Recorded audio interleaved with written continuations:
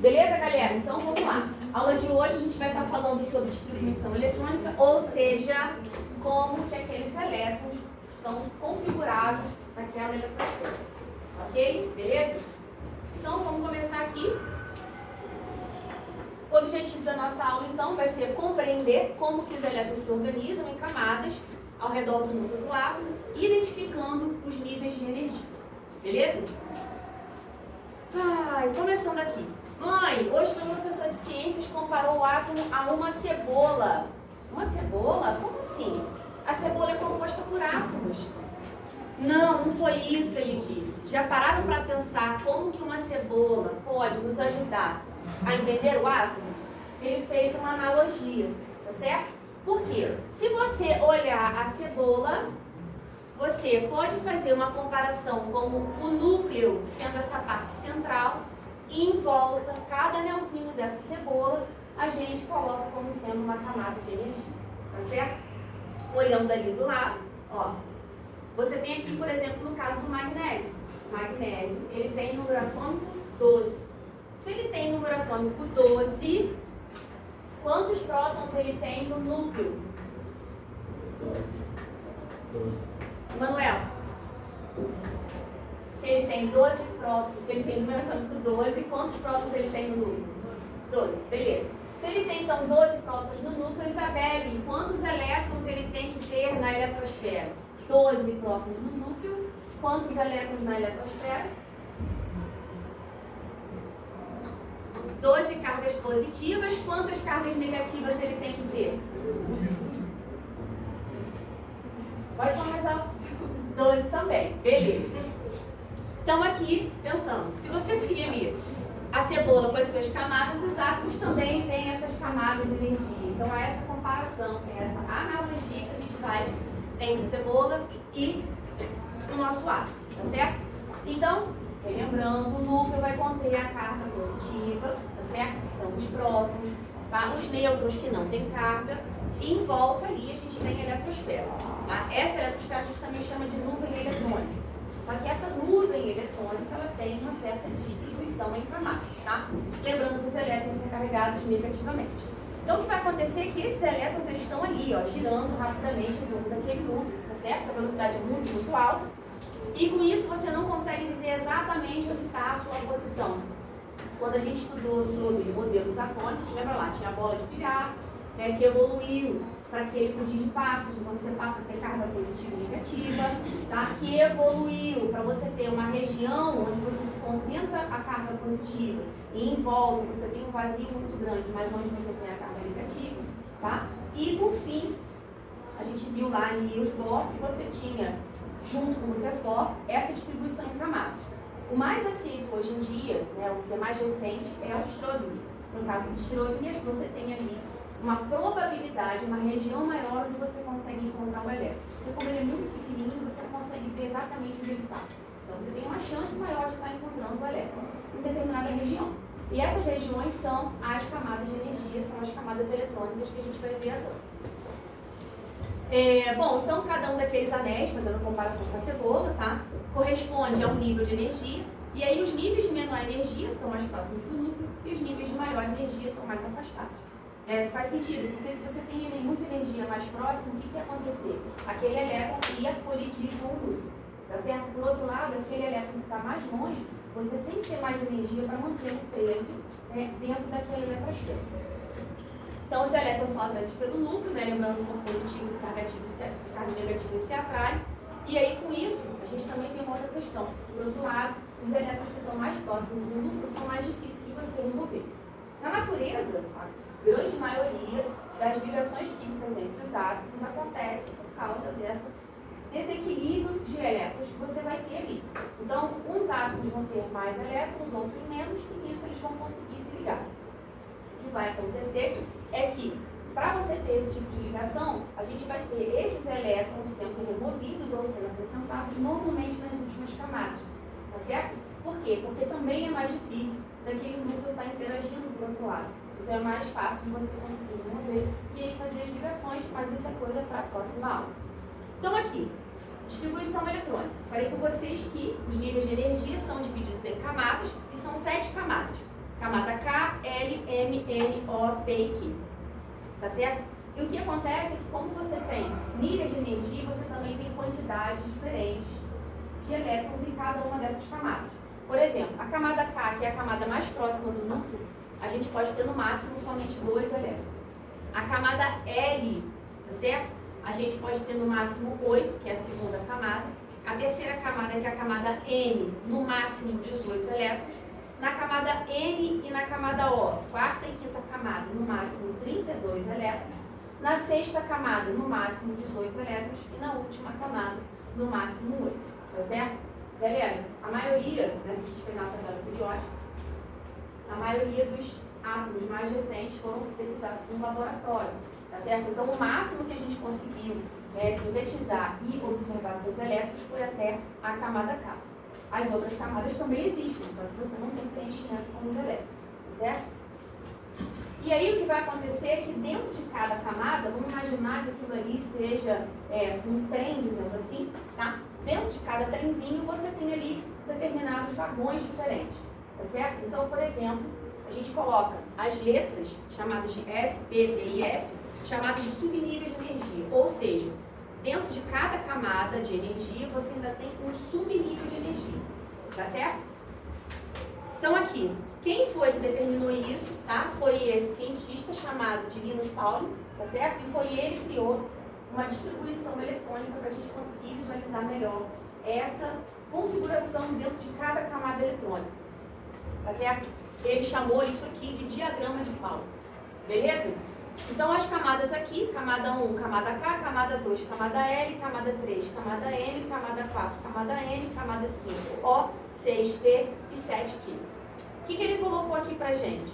Na camada 1 só pode ter no máximo 2 elétrons.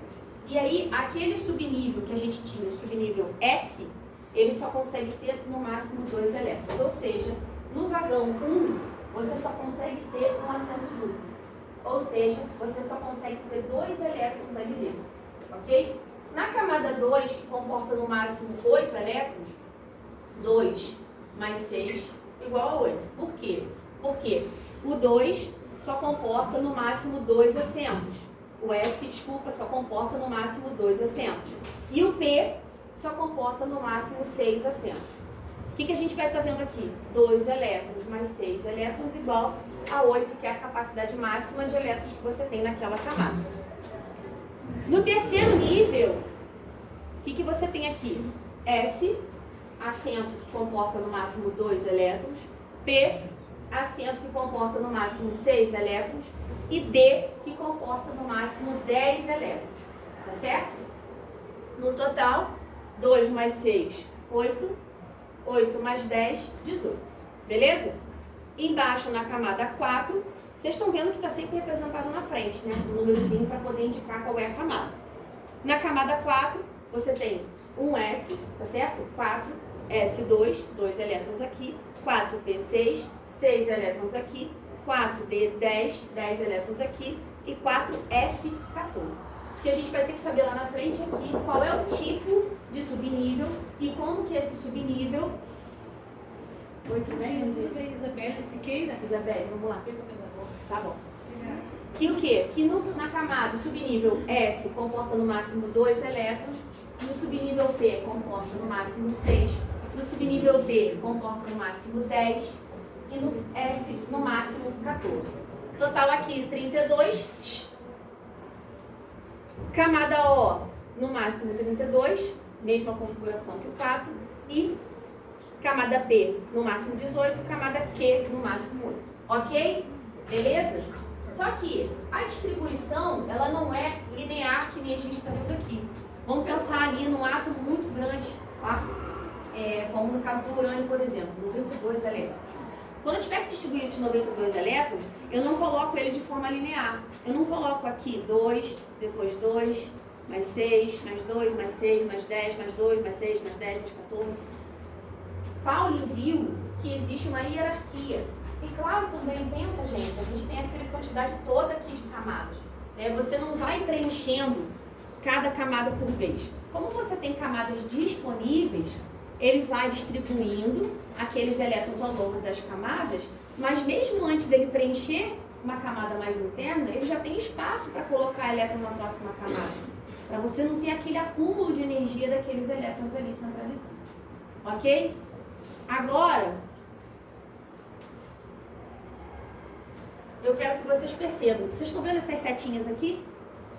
Tá? São essas setinhas aqui que vão estar indicando a ordem de distribuição dos elétrons, a ordem da distribuição eletrônica, tá certo? Então, vou pegar como exemplo no caso do magnésio, que tem número atômico igual a 12.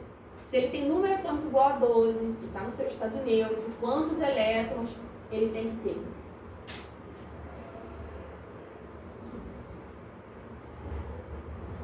Se eu tenho 12 cargas positivas, quantas cargas negativas eu tenho que ter? 12 também, tá certo? Então, é essa distribuição que eu vou estar fazendo aqui. Aqui, 12, certo? Menos 2, 10. Menos 2, né? Seguindo a setinha. Menos 2, 8. Seguindo a setinha. 8, menos 6, 2. Parei aqui no 3S2. Então, existe uma ordem para você distribuir aqueles elétrons. Se eu fosse colocar no caso do urânio, que era 92, eu vou ter que seguir todo esse fluxo, tá certo? De distribuição ao longo das setinhas. E como isso aqui eu acho que é bastante complicado, eu vou pegar essa parte da distribuição eletrônica toda, vou colocar no quadro, vou colocar com cores diferentes, para você colocar aí no teu caderno. Beleza? Vou acender aqui a luz, vamos lá.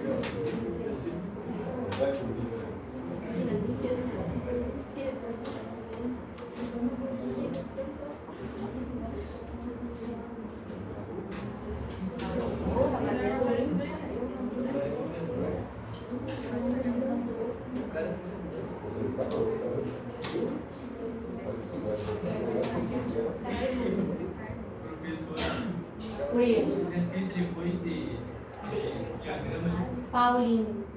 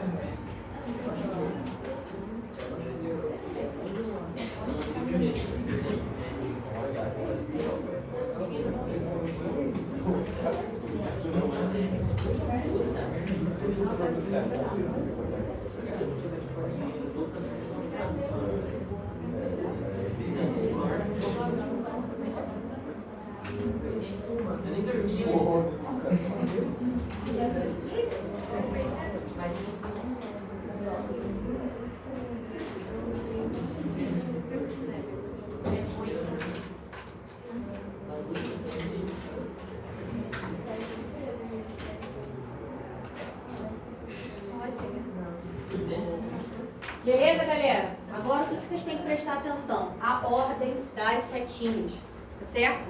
Então aqui, ó, eu começo distribuindo um S2. Daqui, a pontinha da setinha significa que eu tô falando do início da outra. Beleza? Daqui,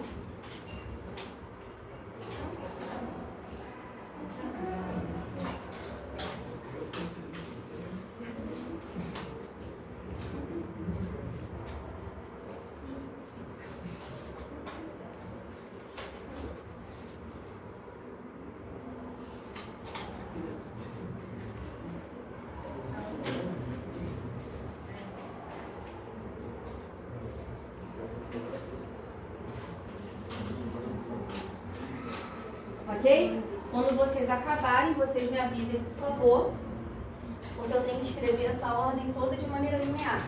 Eu vou precisar praticamente do quadro inteiro. Beleza? Alguma dúvida?